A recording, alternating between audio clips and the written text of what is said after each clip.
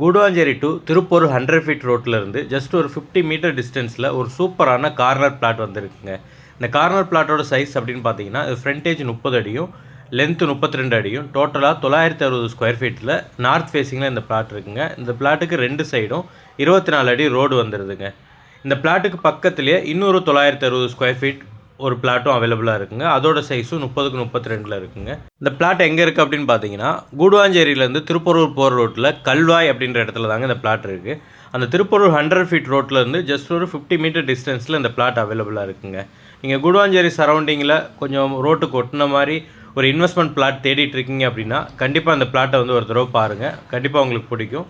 ரோட்லேருந்து அப்படியே ஜஸ்ட் ஒரு 50 மீட்டர் டிஸ்டன்ஸில் இந்த பிளாட் அவைலபிளாக இருக்குங்க.